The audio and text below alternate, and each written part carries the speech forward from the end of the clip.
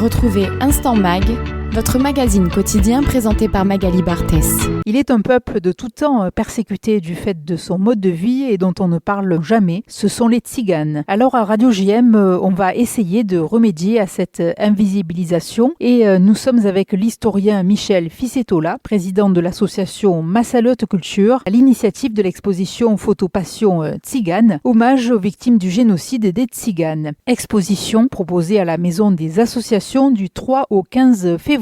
Puis nous serons avec Sacha Zanko, délégué national du Forum européen des Roms et des gens du voyage. Bonjour à vous, Michel Ficetola. Bonjour. Vous donnez de nombreux éléments historiques de la trajectoire de ces populations en insistant sur le fait que la présence des Tziganes en Europe est très ancienne. Il y a plusieurs groupes ethniques de Tziganes, les Gitans, les Roms, les Manouches, les Senti, les Yéniches. Dès le XVe siècle, vous avez une présence de ces populations sur le sol européen, dont en France. Il y a toujours eu un rejet. C'est un mode de vie particulier basé sur le voyage. Ça a toujours dérangé les autorités avec une volonté de toujours contrôler et une suspicion vis-à-vis de ces populations. Parmi ces populations, des Tziganes aussi de confession juive. Les populations tziganes sont dans le monde entier. On dit que depuis les temps immémoriaux qu'ils sont partis d'Inde, ensuite on les a surnommés les Égyptiens. Ils se sont installés dans toutes les parties du monde, adhérer aux coutumes, aux croyances des populations autochtones. Vous avez des Tziganes juifs, de musulmans, mais la plupart sont quand même chrétiens. Beaucoup de fausses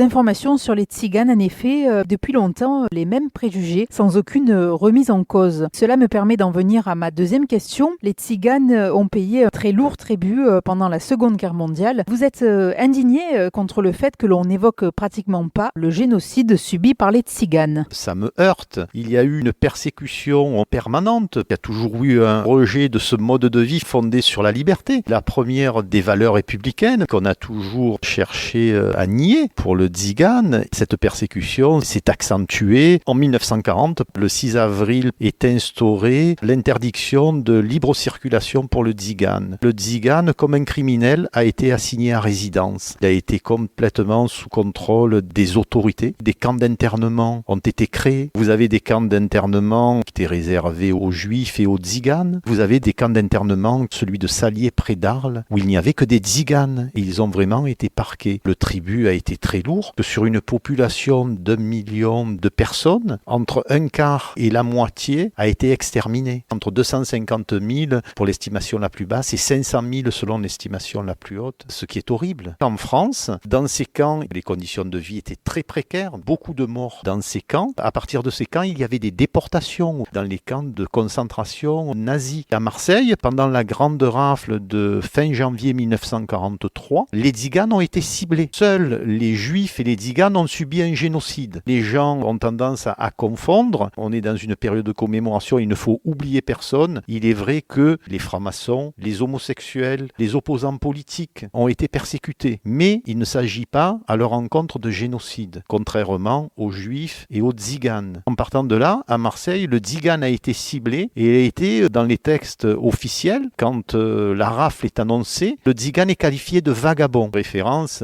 à son itinérance. Il va être raflé, déporté en Allemagne, précisément au camp de Sachsenhausen. Nous avons des traces, il a subi les horreurs des camps de concentration. Marseille même, il y a eu une persécution vraiment génocidaire du Tzigane, ce qui est peu connu. Au niveau international, le Tzigane s'est retrouvé dans les camps de concentration nazis, en Pologne, Treblinka, Chelmno, Auschwitz. À Auschwitz, il y avait un camp réservé aux Tziganes, le camp des familles. Dans ce camp, vous aviez un responsable traité de boucher et à juste titre, Joseph Mengele, qui a fait des expérimentations sur les Tziganes. Il était responsable de ce camp des Tziganes. Dans ce camp, il y a eu 23 000 Tziganes exterminés, dont 9 000 enfants. Le 10 octobre 1944, à la suite des expérimentations de Mengele, 800 enfants Tziganes rendus infirmes fermes par Mengele ont été gazées. Une horreur sans précédent pour une population qui n'aspirait qu'à vivre selon les valeurs des droits de l'homme avec la liberté de libre circulation. Cela n'a jamais été accepté, cela les a conduits au génocide. On voit où la folie humaine peut mener. Vous parlez de Marseille et à Marseille on se mobilise et vous, Michel Ficetola, vous organisez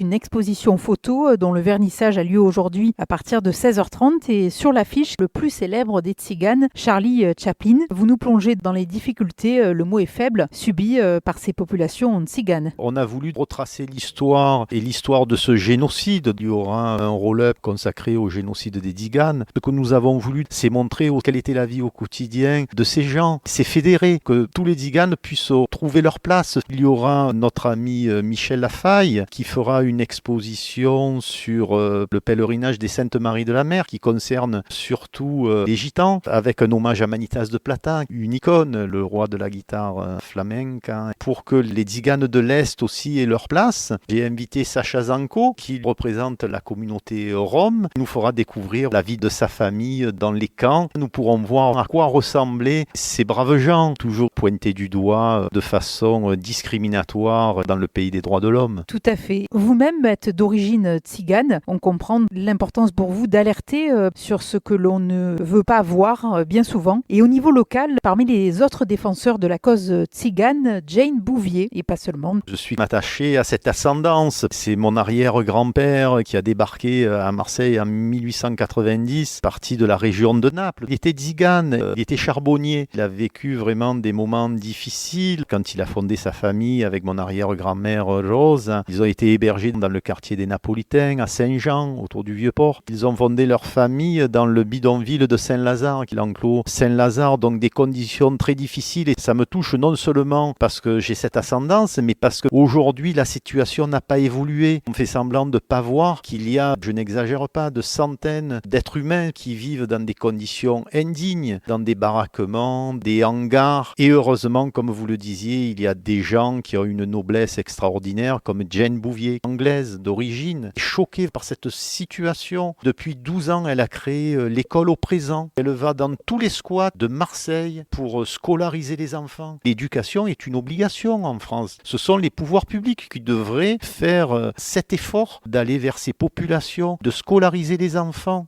Elle a scolarisé plus de 900 enfants roms qui maintenant peuvent vivre de façon tout à fait normale, qui pourront s'intégrer dans la société. Sans la scolarisation, c'est vraiment très difficile et on est voué à rester en marge. On peut associer aussi à votre combat l'avocat humaniste Michel Poteau. Au regard de tous les préjugés sur les tziganes, on pourrait parler d'un devoir de réhabilitation du peuple tzigane. Vous saluez quelques volontés politiques. Le tzigane est souvent pointé du doigt, on ne le connaît pas. Une population qui est discriminée a tendance à se recroqueviller. Il faut que ce soit les pouvoirs publics qui aillent à leur rencontre, surtout pour les enfants. Je voudrais saluer l'engagement du maire de Marseille, Benoît Payan. Je lui ai fait une demande dans le cadre de la réhabilitation du tzigane. Réhabiliter quelqu'un, c'est déjà lui prouver qu'il fait partie prenante de la société. C'est important que comme les Juifs, les Arméniens qui ont subi un génocide, le tzigane qui a subi un génocide, le tzigane a été intégré dans la solution finale pendant l'été 41. Il est équitable que le tzigane aussi ait une stèle pour pouvoir commémorer ces persécutions. Le maire de Marseille a d'emblée donné son accord. Nous sommes pour parler avec les services du cimetière Saint-Pierre pour pouvoir implanter cette stèle qui permettra toutes les années de commémorer et de ne jamais oublier les atrocités qu'ils ont subies et pour chaque année rappeler que cette maltraitance continue à exister aujourd'hui. Il faut saluer l'engagement d'Elisabeth Borne au moment où elle était première ministre qui a subi le génocide des Juifs. Son papa a été déporté. Elle a eu une pensée pour le peuple tzigane. Les tziganes et les Juifs se sont côtoyés dans les camps de concentration et elle n'a pas oublié. En 2023, elle a voulu que dans le centre d'internement le plus tristement connu en France de Montreuil-Bellay, il y ait un musée. Vous poussez les citoyens à la réflexion en alertant sur le fait que le respect de 5 articles de la Déclaration universelle des droits de l'homme permettrait à tous les tziganes de vivre dignement. La France est qualifiée dans le monde comme le pays des droits de l'homme. La moindre des choses serait de respecter ces principes fondamentaux, notamment la libre circulation. Tout citoyen a la liberté de circuler comme il l'entend en France, mais aujourd'hui dans l'espace l'espace européen dit Schengen. Il n'y a pas de raison qu'il y ait une population pointée du doigt parce qu'elle vit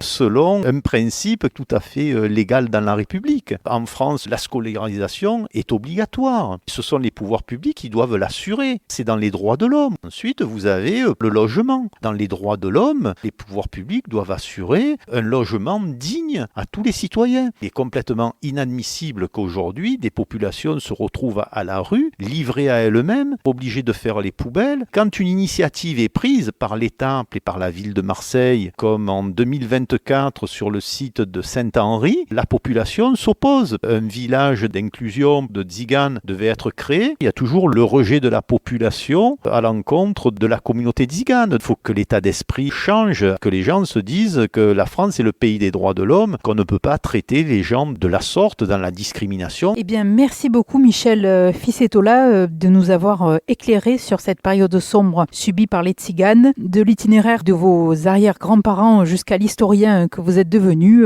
C'est un très beau parcours. J'ai été vraiment heureux de témoigner. Je vous remercie. Vous avez été une des premières à vous intéresser à cette exposition. Pour qu'une cause soit entendue, elle doit être diffusée. Je remercie aussi tous les journalistes qui ont à cœur de faire connaître cette cause qui vaut la peine d'être menée. Le message est passé. Sacha Zanko, bonjour. Bonjour. Fils et petit-fils de tziganes internés à Lannemezan, vous nous avez apporté une photo de famille destinée à cette exposition. Nous avons aussi contribué à cette exposition justement pour mettre en évidence le fait que quand mes aïeux sont arrivés en 1912 en France, ils ont été exposés au jardin d'acclimatation à Paris. En fait, c'était un zoo humain qui a perduré jusqu'en 1958. Dès lors, par rapport à l'opinion publique, ça s'est arrêté. On était là comme une curiosité parce qu'on venait d'ailleurs, on nous appelait caravane des Tcherkesses parce qu'on venait d'Azerbaïdjan et on était caucasiens, donc ils étaient interpellés par le fait de l'habillement, de la vie, de la particularité qui était celle de l'époque. Quelle photo avez-vous sélectionnée ? Justement, j'ai choisi celle de mon grand-père et ma grand-mère qui étaient en habit de spectacle parce qu'ils donnaient spectacle justement, ils dansaient, ils chantaient, ils jouaient, donnaient la démonstration de leur savoir-faire culturel. Pendant 2 ans, ils ont fait ça. Retrouvez Instant Mag, votre magazine quotidien présenté par Magali Barthès.